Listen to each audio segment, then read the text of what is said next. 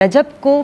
جو رجب کی وجہ تسمیہ ہیں وہ کیا ہے، اس پر بیان فرمائیے گا کہ رجب کو رجب کیوں کہا جاتا ہے اور اس سے مراد کیا ہے، اس پر روشنی ڈالیے۔ بہت شکریہ مائلہ۔ بسم اللہ الرحمن الرحیم۔ آج کا پروگرام چونکہ ماہ رجب المرجب کی مقدس ساعتوں میں پیش کیا جا رہا ہے، اس لیے ویورز کی توجہ کا مرکز خاص بھی ہے۔ ضرورت سمر کی ہے کہ رجب تو آتا ہے ہر سال، اب ضرورت سمر کی ہے کہ ہم اپنی سوچ اور فکر کے اندر، اپنے اعمال کے اندر، اخلاق کے اندر، عبادات کے اندر، معاملات کے اندر تبدیلی لے کر آئیں، یعنی اس ماہ مبارک کو گزرنے نہ دیں بلکہ عبادات میں گزارے تاکہ اللہ تعالیٰ کی رضا کو، اس کے انعامات کو، اس کی رحمتوں کو، اس کی محبتوں کو پانے والے بن سکیں۔ اچھا، رجب کی وجہ تسمیہ کیا ہے؟ تو مورخین اس حوالے سے لکھتے ہیں کہ یہ لفظ ترجیب سے ہے، جس کے معنی ہے تعظیم کرنا، تکریم کرنا، عزت دینا۔ اس کا ایک مطلب جو ہے وہ خوب بہرا ہونا بھی ہے، کیونکہ اس میں جیسے بتایا گیا یہ حرمت والے مہینوں سے ہے، اور اس کی حرمت کا خیال اہل عرب کے زمانے میں بھی، یعنی زمانہ جاہلیت میں بھی رکھا جاتا تھا۔ تو خوب بہرا یعنی ہتھیاروں کی شور اور کھنکار کی آواز نہیں آتی تھی۔ اہل عرب بھی اس مہینے کا خوب احترام کیا کرتے تھے، اس کی تعظیم کیا کرتے تھے، ادب کیا کرتے تھے، اور اس ماہ مبارک کے اندر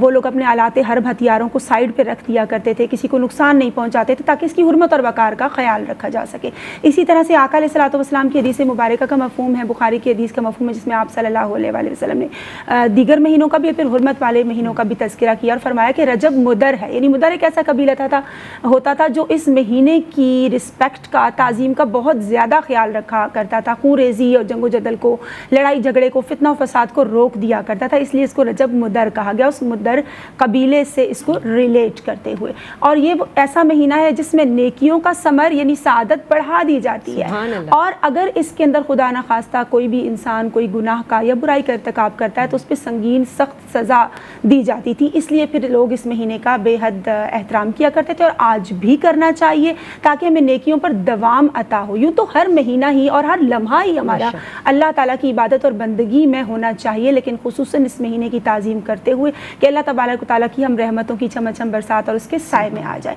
پھر اس کو ایک لفظ جو ہے اسب سے ہے، یعنی تیز بہاؤ، تو اس میں توبہ کرنے والوں کو اللہ تعالیٰ کی رحمت الہی کا تیز بہاؤ ان کی جانب موڑ دیا جاتا ہے۔ اور اس سے ایک اور جو مراد لیا جاتا ہے، رجب میں عبادت کرنے والوں کے لیے قبولیت کے انوار کا فیضان رکھ دیا جاتا ہے۔ پھر ہم یہ بھی جانتے ہیں، روایات کی صورت میں یہ بات ہم تک پہنچتی ہے کہ رجب ایک ایسی نہر کا نام ہے کہ جو کہ جنت میں ہے، جو دودھ سے زیادہ سفید ہے، شہد سے زیادہ شیریں ہے، اور جو بہت زیادہ ٹھنڈی ہے، برف سے بھی زیادہ، اور اس کا پانی آب ان لوگوں کو عطا کیا جاتا ہے جو اس ماہ مبارک کے اندر خصوصی روزوں کا اور عبادات کا اہتمام کیا کرتے ہیں۔ ہم جانتے ہیں کہ رمضان المبارک اللہ تبارک و تعالیٰ کی طرف سے ہم سب کے لیے خاص تحفہ ہے، اس سے متصل شعبان اور رجب کے ماہ مبارک اللہ پاک نے ہمیں عطا فرمائے تاکہ ہم ان مہینوں کے اندر، جیسے فرمایا گیا کہ رجب توبہ کا مہینہ ہے، شعبان محبت کا مہینہ ہے، اور ماہ رمضان المبارک تقرب الہی کی دولت سے مالا مال ہونے کا مہینہ ہے، کیونکہ جب ہم اس مہینے کی تعظیم کرتے ہیں، اس میں رحمت الہی کے بیج سے اپنے دلوں کو سیراب کرتے ہیں، تو پھر اس کا ثمر، اس کا فروٹ ماہ رمضان المبارک میں ہمیں عطا ہوتا ہے۔ اس مہینے کی تعظیم کو اللہ تعالیٰ نے اتنا پسند فرمایا،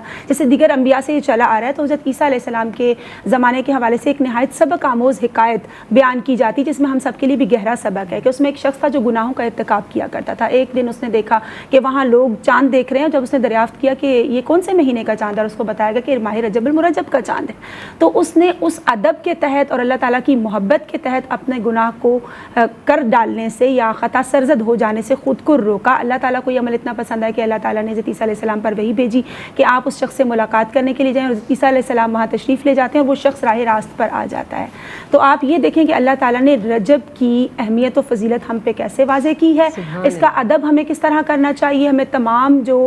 تعلیم اسلام ہے وہ دی گئی ہیں کہ اس ماہ مبارک میں ہم نے نفلی روزوں کا کیسے اہتمام کرنا ہے، عبادات کا اہتمام کیسے کرنا ہے، اور علماء نے بڑی پیاری بات اس حوالے سے ارشاد فرمائی کہ نیکیوں کے بیج کی کاشتکاری کا مہینہ ہے رجب، اور شعبان میں اپنے آنسوؤں سے آبیاری کرتے ہیں، اپنے ایمان کی آبیاری کرتے ہیں، ہماری آنکھوں سے نکلنے والے اشک ہمارے گناہوں کو، ہمارے دلوں کو دھو ڈالتے ہیں، اور تزکیہ ہو جاتا ہے ہمارے نفس کا، جیسے فرمایا گیا قد افلح من زکاہا کہ کامیاب ہو گیا وہ شخص جس نے اپنے نفس کا تزکیہ کر لیا۔ تو ضرورت سمر کی ہے کہ ہر لمحہ اللہ کی عبادت اور ریاضت و بندگی میں صرف ہو، لیکن خصوصی طور پر ماہ رجب المرجب کے اندر ہم یکسو ہو جائیں اللہ تبارک و تعالیٰ کی طرف، کیونکہ بے شک جو یکسو ہو جاتا ہے وہ روبرو ہو جاتا ہے۔ بے شک